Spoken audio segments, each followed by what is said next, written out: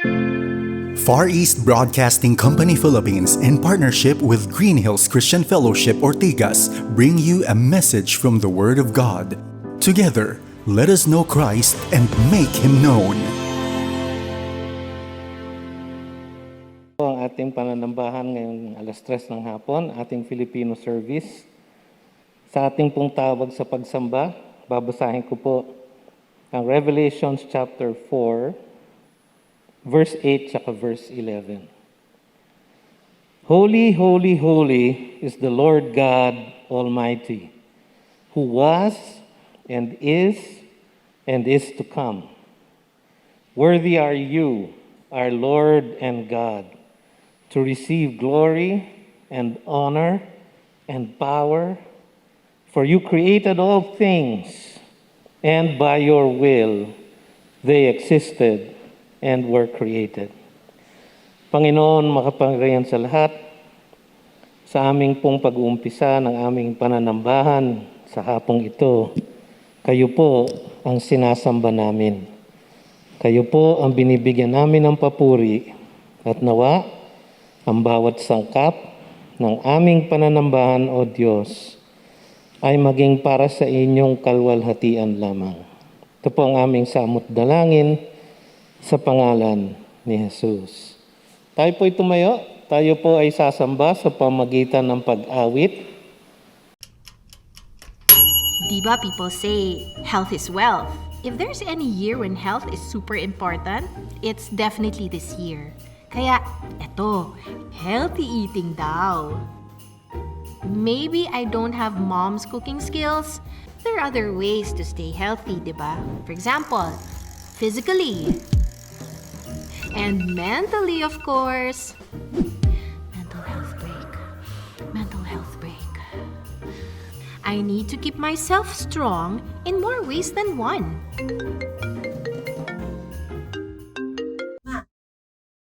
Anak, I've been trying to pull you kanina pa. I just heard from the doctor. Your tito's condition got worse. He might not make it. Oh. Where do you find peace in the midst of fear and worry? The gracious gift of the Prince of Peace. GCF Christmas Special 2021. December 19. Live at GCF Ortigas and on the GCF YouTube and Facebook channels.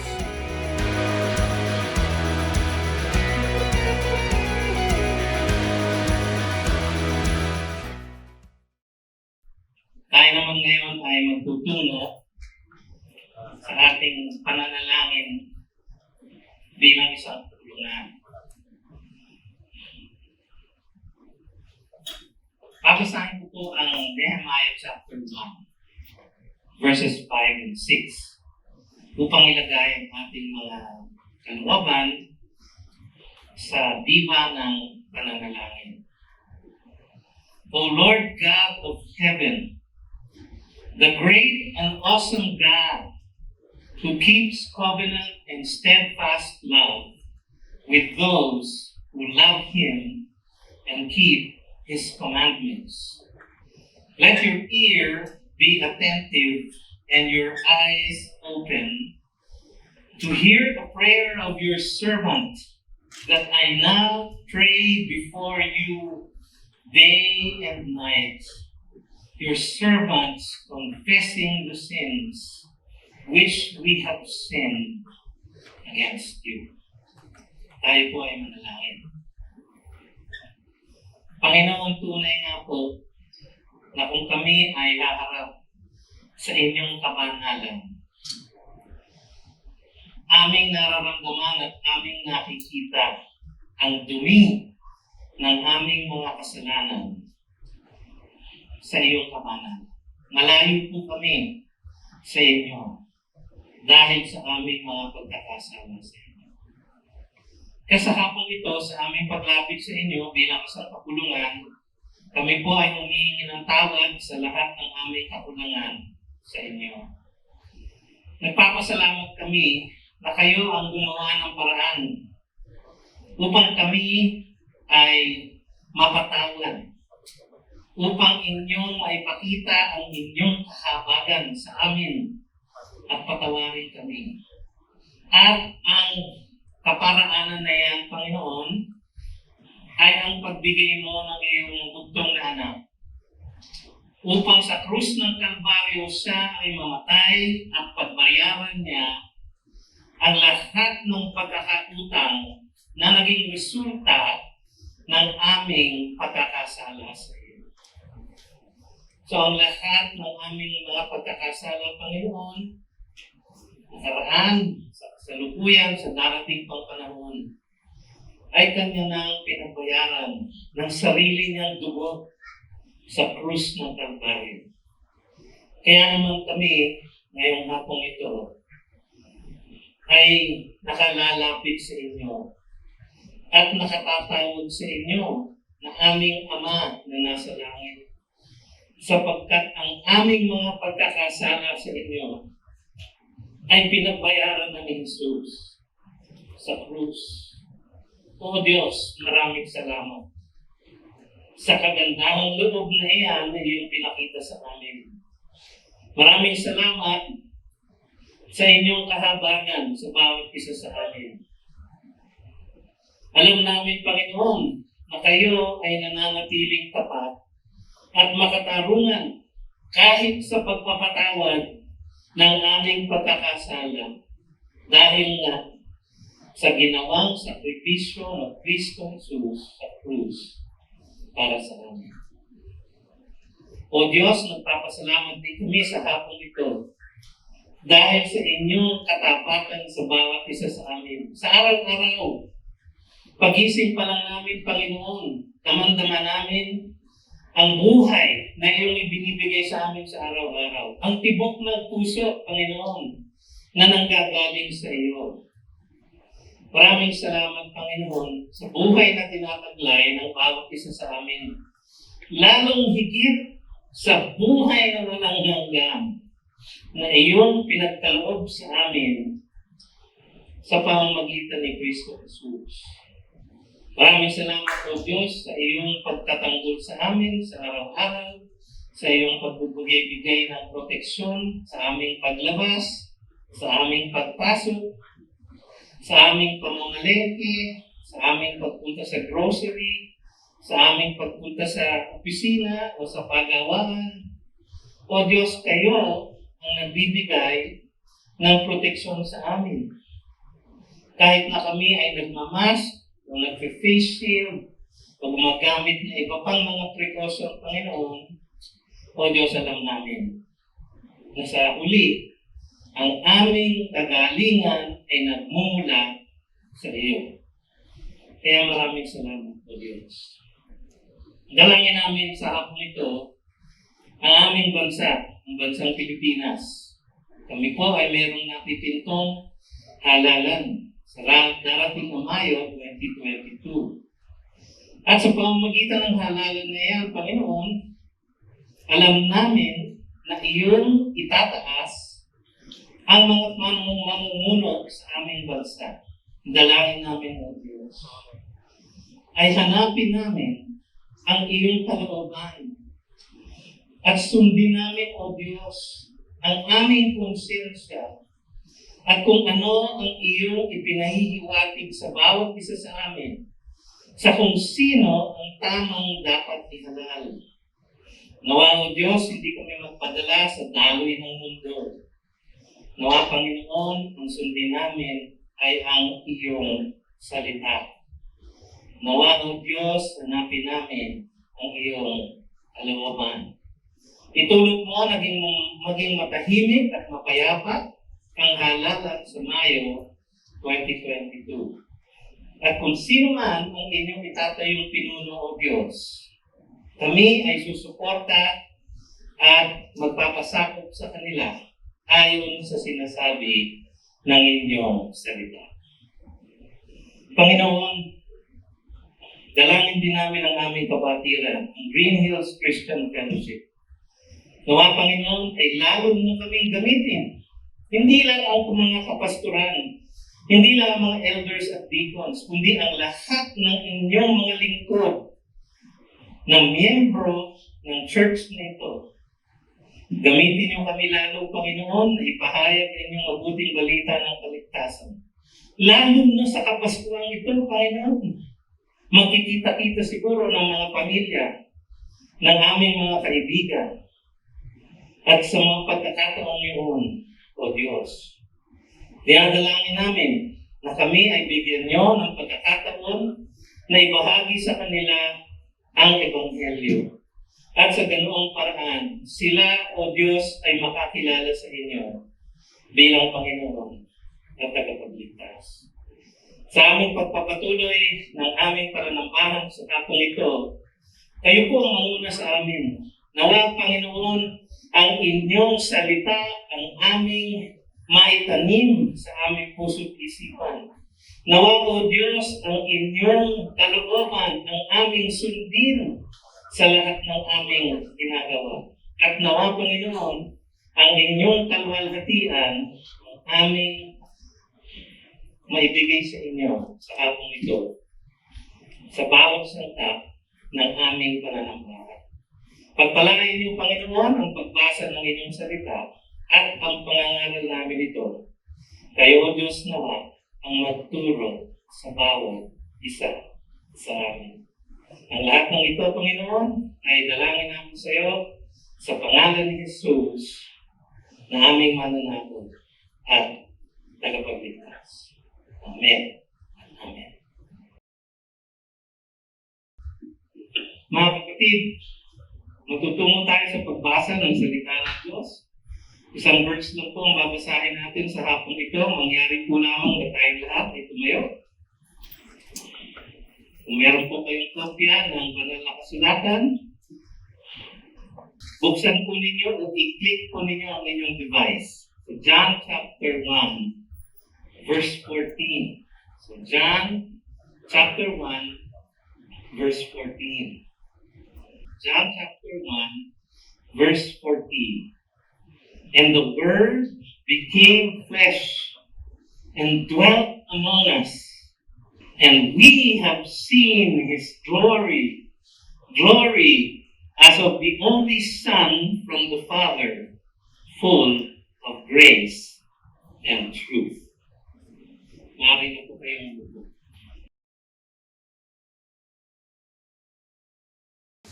Panatilihin niyo po ang nakabukas ang inyong Biblia sa John chapter 1. Pag-aaralan natin po ang mga talata nandun sa chapter na yan. Ang title po ng ating mensahe ngayong hapon ito ay Nagmula siya sa langit, patungo sa lupa. Nagmula siya sa langit, patungo sa lupa. Dito po sa first part ng John chapter 1. So John chapter 1, verses 1 to 18. Makikita natin ang salaysay ng pagdating ng Panginoon mula sa langit patungo sa lupa. At ang verse 14, ang pinaka-sentral na talata sa buong prologue na ito. Yung prologue po ay parang introduction doon sa buong aklat na sinulat ni Juan. At ang verse 14 po, ang pinaka-center noong prologue na yun. And the Word became flesh and dwelt among us. And we have seen His glory, glory as of the only Son from the Father, full of grace and truth. Ang talatang ito ay nagdedeklara ng dakilang katotohanan tungkol sa pagkakatawang tao ng ating Panginoon na nagpakumbaba upang makasama natin para tayo ay maligtas niya mula sa ating mga kasalanan. Yung sinasabing word dito, and the Word became flesh. Yung word dito ay ang walang hanggang Diyos na lumalang ng langit at lupa. Ang ating Diyos ay isang Diyos na nagpahiwatig at nagpahayag ng kanyang sarili sa mga tao. At dahil dito, Siya ay nagbigay ng revelasyon. Kaya siya ay tinagurian nating the Word. Sabi nga ng verse 1, in the beginning was the Word. And the Word was with God, and the Word was God. Siya po ang lumalang ng langit at lupa at nagpapanatili nito sa pamamagitan ng kanyang makapangyarihang salita. Sabi ng Colossians chapter 1, verses 15 to 17, He is the image of the invisible God, si Kristo daw po, the firstborn of all creation, for by Him all things were created in heaven and on earth, visible and invisible, whether thrones or dominions or rulers or authorities, all things were created through Him and for Him. And He is before all things, and in Him all things hold together. Paulit-ulit po yung all things. Sapagkat siya po ang lumalang ng lahat ng mga bagay na ating nakikita. Ang word na ito, sa hindi kapani-paniwalang pangyayari, became flesh, sabi ng ating text, o pumasok sa kanyang nilalang ng mundo. Ang lumalang ng lahat ay pumasok sa kanyang nilalang. At siya ay nanahan sa ating kalagitnaan. Dwelt among us, ang sabi ng teksto. At hindi sa karangyaan, hindi sa karangyaan na nararapat lamang para sa katulad niyang hari ng buong kalangitan, kundi sa masidhing kahirapan. Isang simpleng pamumuhay na nagkubli ng kanyang walang hanggang kalwalhatian. Upang ang lahat ng mananampalataya sa kanya ay maniniwala lamang sa lakas ng isang supernatural na pananampalataya o pananalig.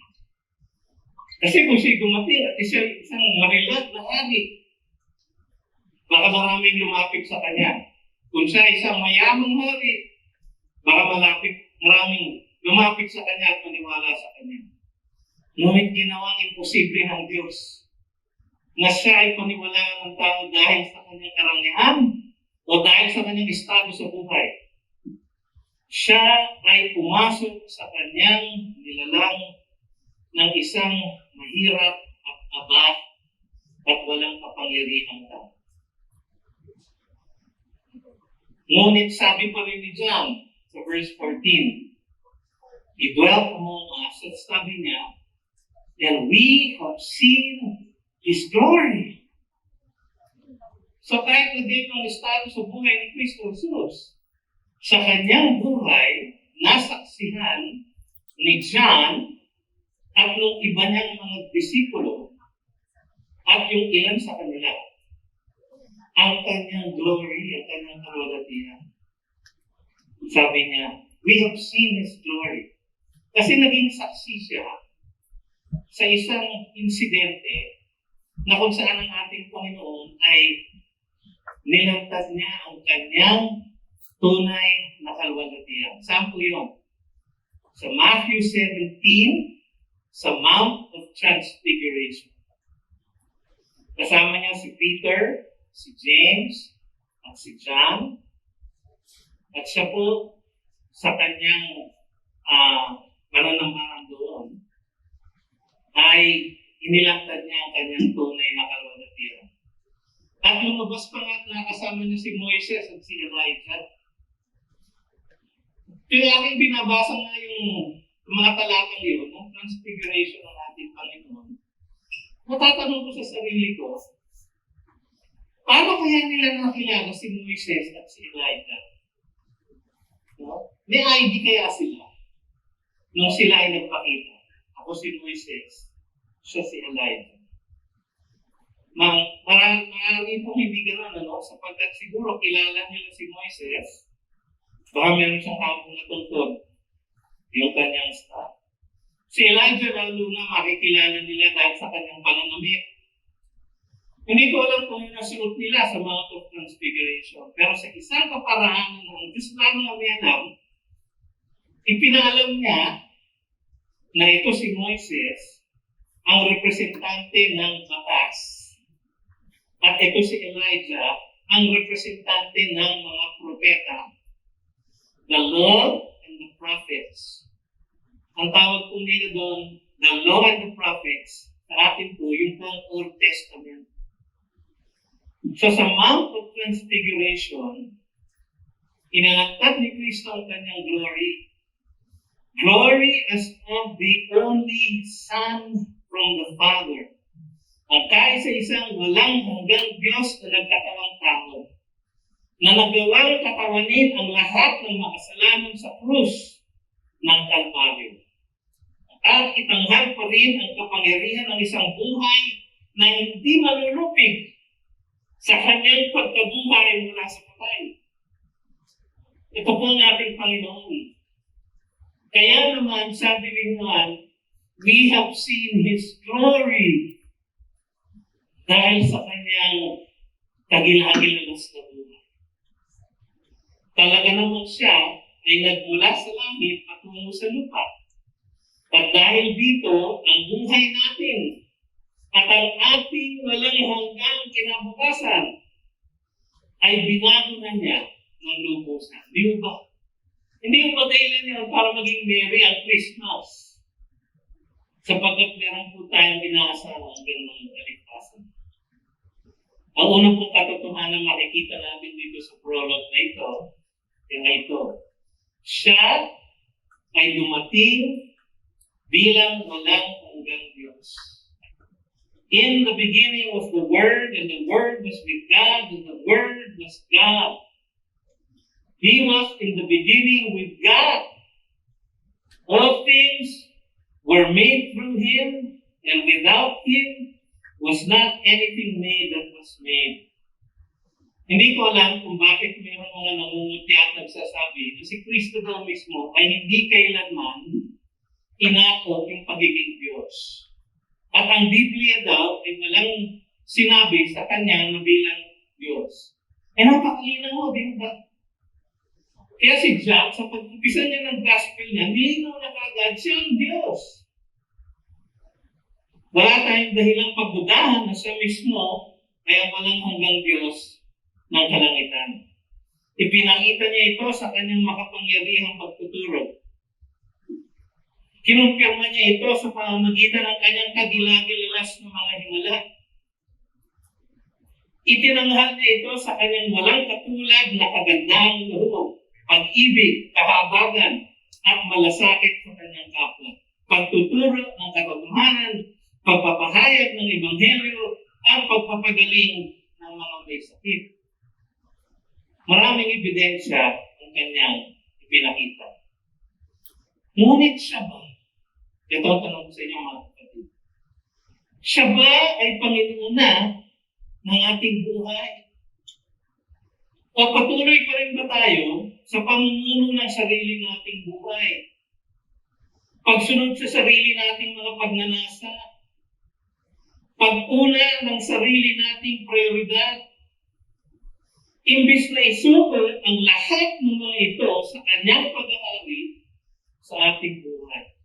Walang kaduda-duda na siya ang hari ng langit. Pero hari ba siya ng inyong puso? Pinagdududahan pa ba natin ang kanyang paglantad ng kanyang pagka-Diyos? Sa nag-uumapaw na ebidensya na ating nakikita sa Biblia, ang sabi ng Proverbs chapter 3 verses 5 to 6, trust in the Lord with all your heart and do not lean on your own understanding.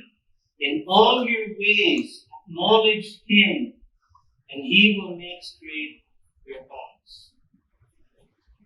Ang pananampalataya sa Kanya ang nagliligtas. Siya ay ang walang hanggang Panginoon. Siya ba ang Panginoon ninyo. Pangalawa, siya ay dumating upang magdala ng kaligtasan. Verses 4 and 5, John chapter 1 pa rin tayo. In him was life, and the life was the light of men. The light shines in the darkness, and the darkness has not overcome it. Hindi dumating si Jesus upang palayain ang mga Israelita sa kanilang kahirapan. Kasi nahihirapan ang mga Israelita noon. Hindi siya dumating upang sila ay palayain sa kanilang pagpapasakop sa kapangyarihan ng Roma. O para ibalik ang kadakilaan ng Israel bilang isang kaharian, katulad ng panahon ni David. Hindi siya dumating para sa mga kadakilaan niya. Siya ay dumating para magdala ng life, para magdala ng light. Buhay na walang hanggan na nasa kanya na mula pa sa umpisa. Na kaya niyang ipagkaloob sa lahat ng hihirangin ng Diyos Ama at mananampalataya sa Kanya. Isang buhay na malaya sa mga limitasyon ng kahinaan ng laman. Malaya sa kasalanan at pagkabulog at kapahamakan na dala nito. Buhay na walang hanggan. Yan ang ibig sabihin ng the light and the life of men. Hatid niya ang ilaw. Sabi, He is the light. John 8:12, sabi niya, I am the light of the world. Ilaw na maglalantad ng kasalanan sa ating mga buhay. Kung minsan pag nagkakasala tayo, gusto natin sa dilim. Gusto natin sa nakakandadong kwarto. Sapagkat akala natin, hindi tayo makikita ng Diyos. E nakikita na lahat, mga kapatid. Siya ang ilaw na naglalantad ng ating mga pagkakasala. Siya ang ilaw na naglilinaw ng daan ng katuwiran na dapat nating lakaran. Siya ay dumating upang iligtas tayo sa ating kasalanan.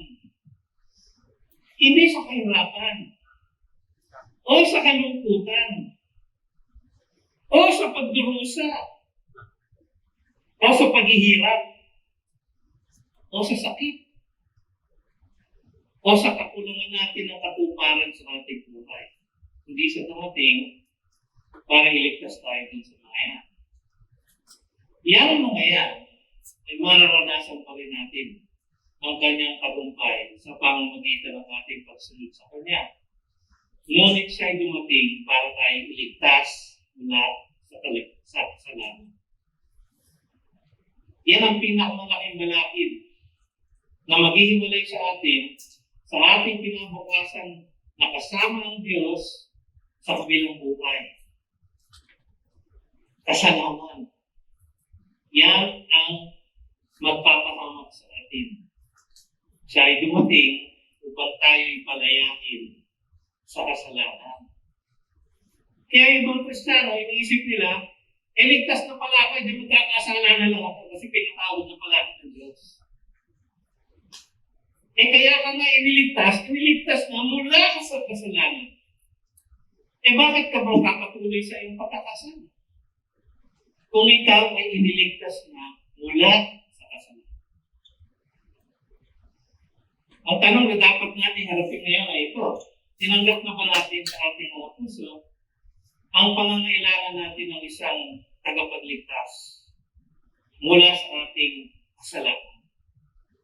Inamin na ba natin na tayo ay tunay na makasalanan? Niyanap na ba natin ang ilaw at buhay na kanyang inaalok sa atin ayon sa kanyang kagandahang loob?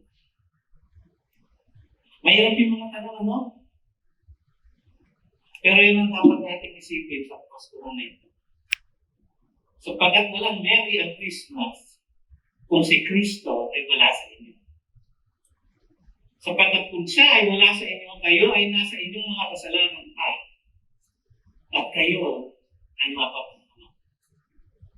Pangatlo, siya ay dumating upang magligtas sa pamamagitan ng mga saksi. Itong kaligtasan niya ito ay ihahatid niya sa pamamagitan ng mga saksi. Sabi sa verse 6, there was a man sent from God whose name was John. He came as a witness to bear witness about the light, that all might believe through him. He, si John the Baptist, was not the light, but came to bear witness about light.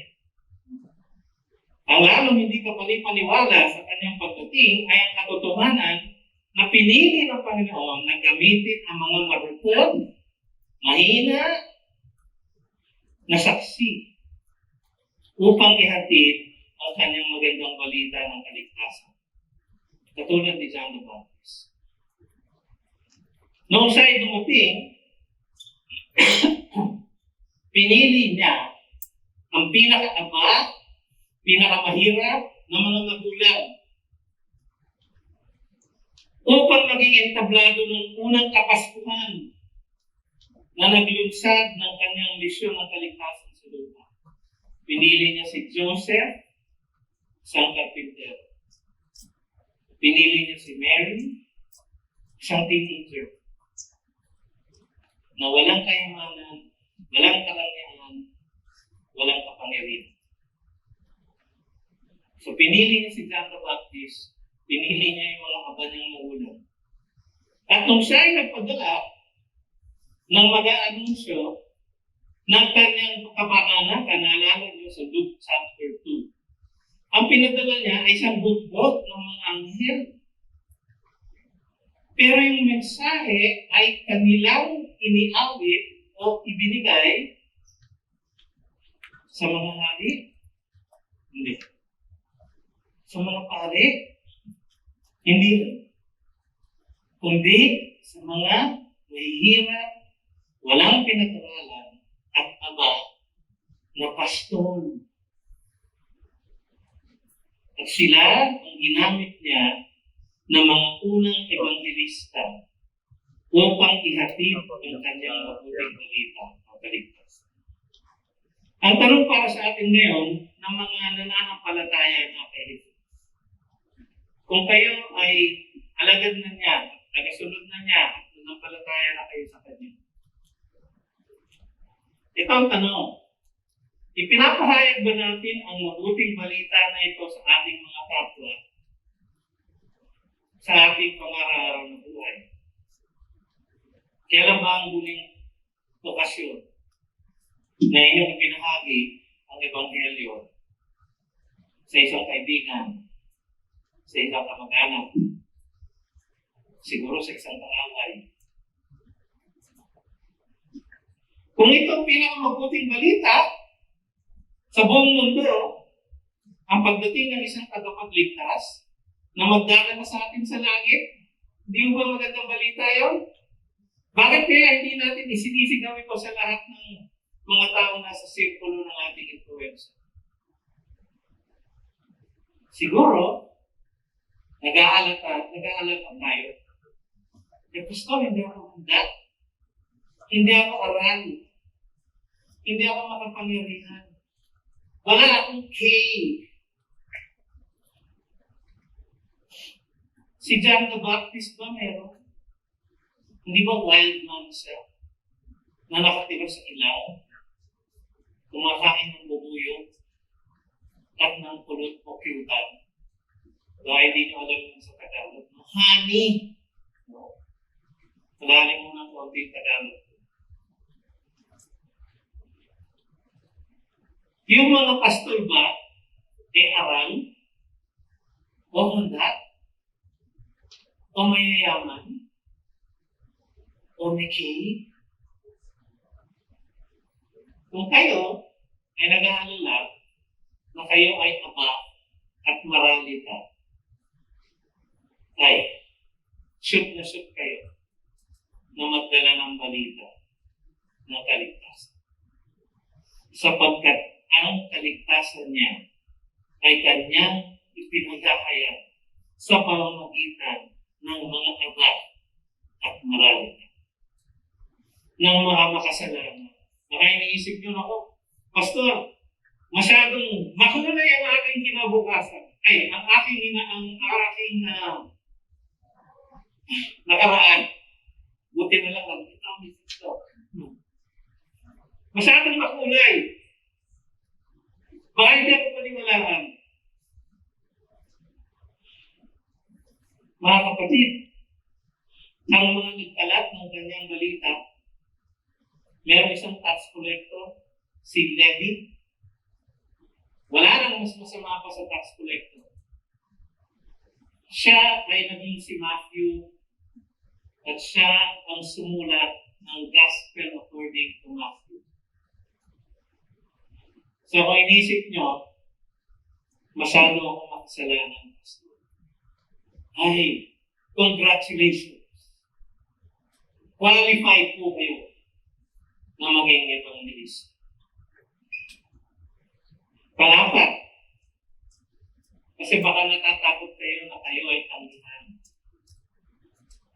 Kaya ang pang-apat na makikita natin dito, siya na dumating ay tinanggihan.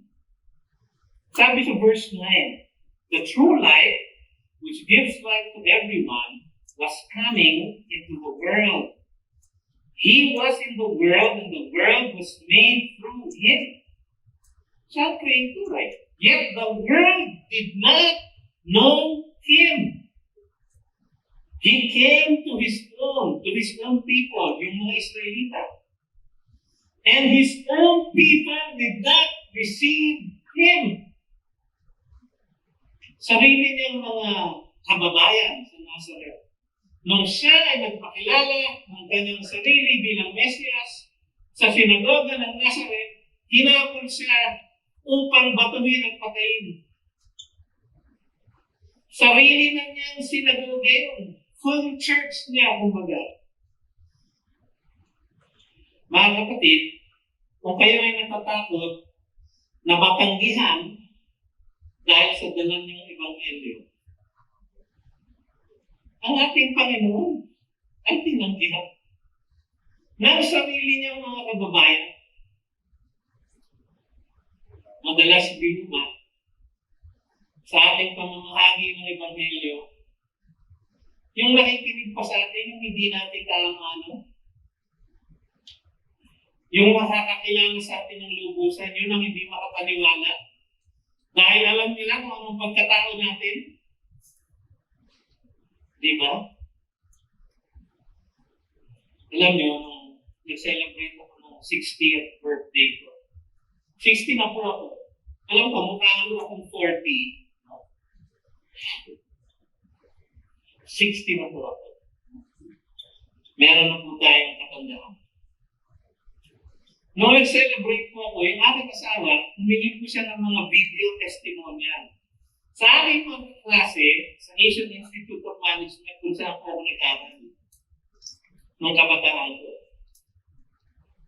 Ang lahat ng testimonial nila ay, si BJ, naging pastor? Ha? Napakahirap ko silang ma-share ng gospel. Sa totoo lang.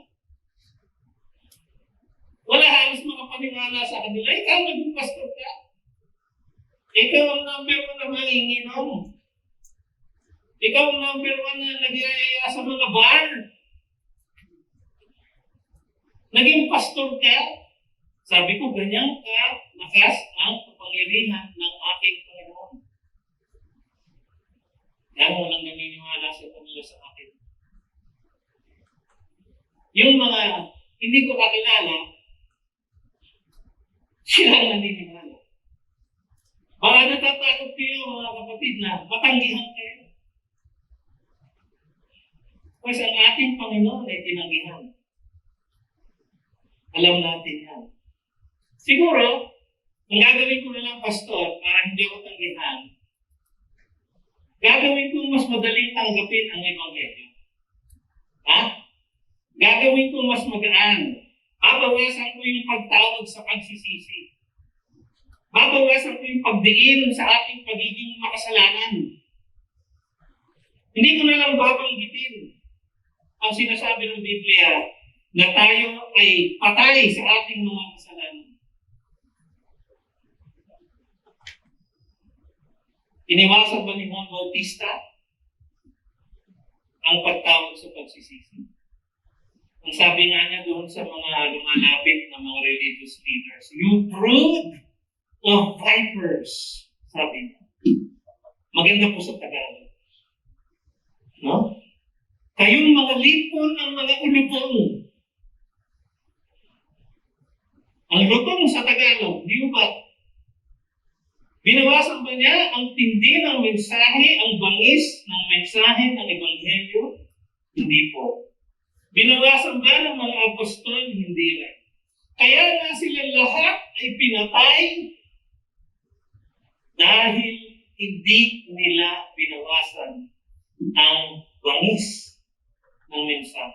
Sapagkat yung bangis ng mensahe yun ang nagbibigay ng pagsisisi sa ating mga puso. So huwag niyong mabawasan. Baka tanggihan ako, tatanggihan ko nga. Pero hindi mo alam.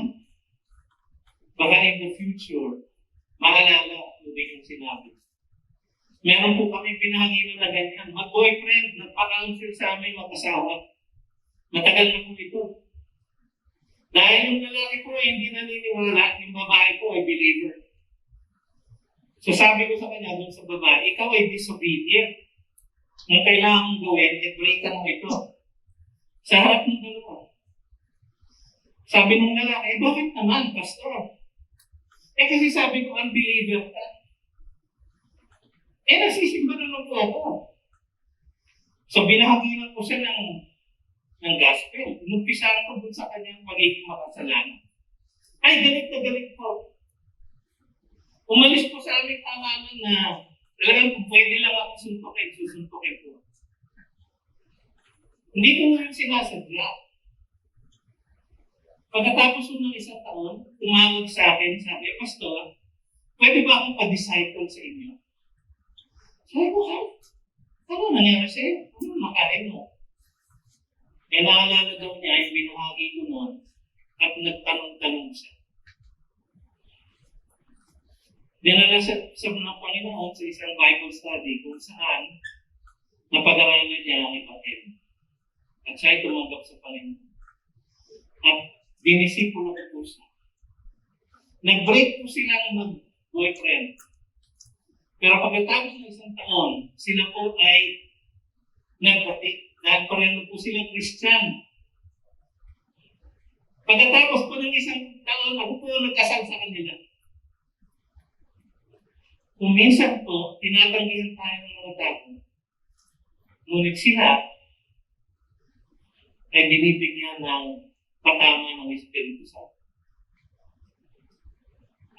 Siya ay tinanggihan, pero siya din ay dumating upang tanggapin. Tingnan niyo verse 12. John chapter 1. But to all who did receive him, who believed in his name, he gave the right to become children of God, who were born not of blood, nor of the will of the flesh, nor of the will of man, but of God. John chapter 1, verses 12 to 15. So tinanggihan siya ng iba, pero tinanggap siya ng iba. Ito isang nakakahikayat na katotohanan tungkol sa Ebanghelyo. Kahit na ito ay nagmula sa isang abang umpisa, dala ng mga abang saksi.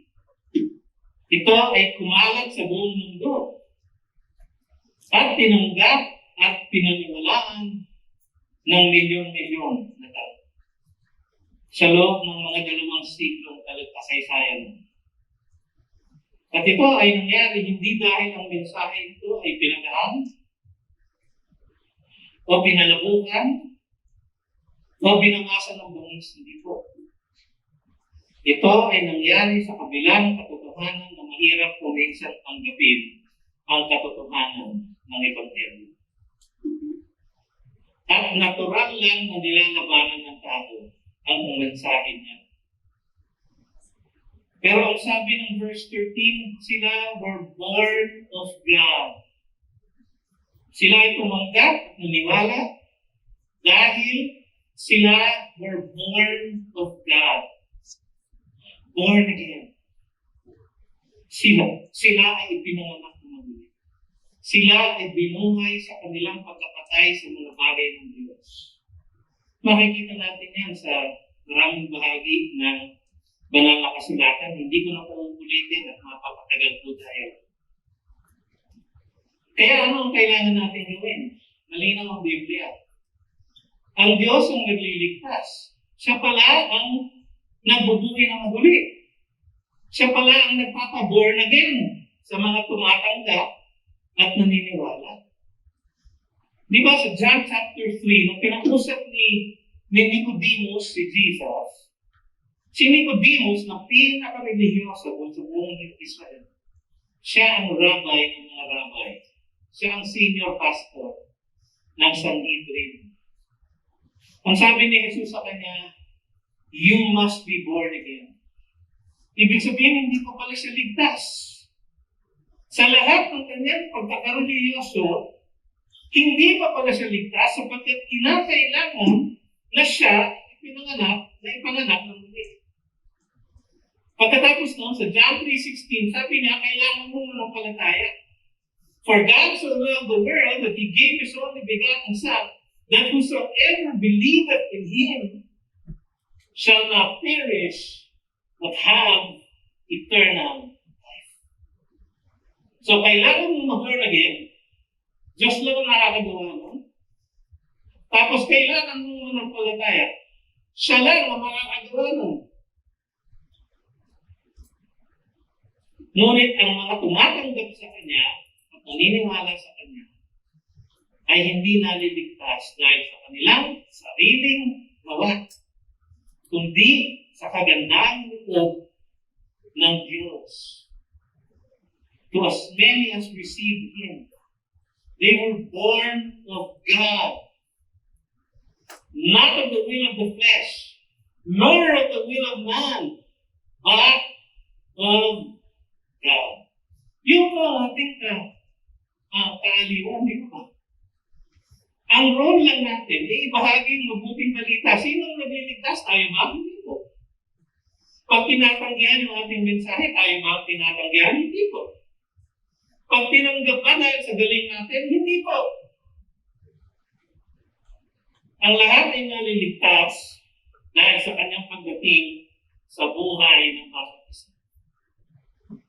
At yung pamuli, siya ay dumating upang ipahayag ng Diyos Ama. Sabi sa verse 15, John bore witness about Him and cried out, this was He of whom I said, He who comes after me ranks before me because He was before me. Yan po ang witness ni John the Baptist. Tapos sabi sa verse 16, for from His fullness we have all received. Tinanggap. Yung pong salitang receive ay isang verb in the passive voice.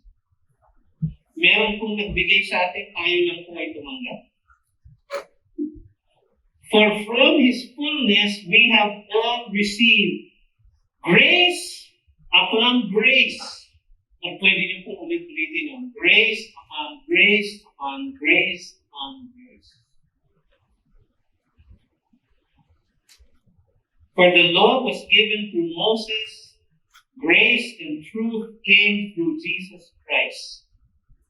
No one has ever seen God, the only God who is at the Father's side,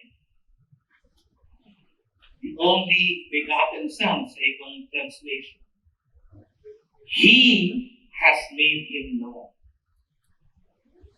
So kung gusto niyong makilala ang Diyos, kailangan ninyong makilala si Kristo.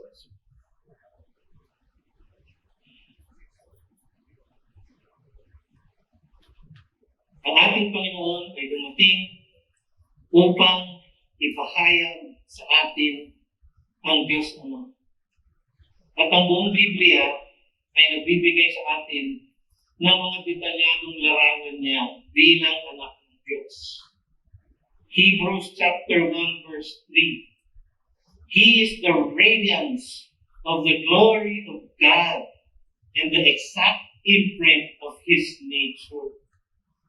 And He upholds the universe by the word of His power. And after making purification for sins, He sat down at the right hand of the Majesty on high. Siya na ng Diyos na ang buong Biblia from Old Testament to New ay nagpapahayag ng kanyang kwento. Luke 24:27. And beginning with Moses and all the prophets, He interpreted to them in all the scriptures the things concerning Himself. Sabi sa verse 44, then He said to them, these are my words that I spoke to you while I was still with you, that everything written about me in the law of Moses and the prophets and the Psalms must be fulfilled. Law of Moses, prophets, and Psalms. Buong Old Testament ko ay tungkol kay Kristo. Wala tayong pansot. Siya ay nagmula sa langit patungo sa lupa upang mamatay sa krus para sa ating kasalanan at upang ipataw ang kanyang matawid na buhay sa lahat sa atin na tatanggap sa kanya bilang Panginoon at tagapagligtas. Tanggapin natin siya. Yakapin natin ang kaligtasan na inaalok niya sa atin.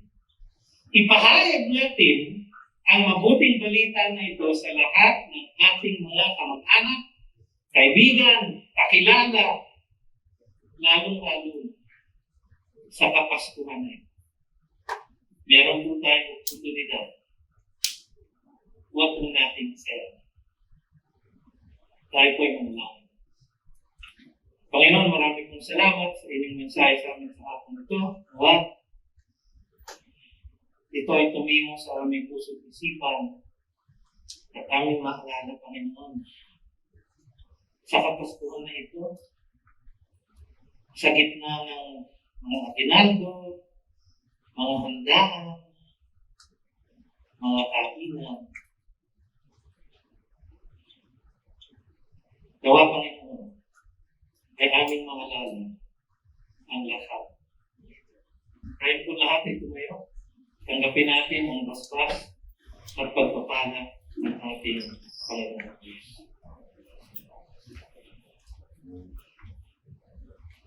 Pagpalain ng kayo ng Diyos at ingatan kayo. Paliwanagin naman ng Panginoon ng kanyang mukha sa inyo, mahabag sa inyo. Ilingap nawa ng Panginoon ang kanyang mukha sa inyo at bigyan kayo ng kapayapaan. Magmula ngayon at magpasawalang hanggan. Amen. Amen. Magandang hapon ko sa kanilang lahat. You've just heard a message from the Word with Green Hills Christian Fellowship Ortigas in partnership with Far East Broadcasting Company Philippines. We hope you can join us next week. God bless you.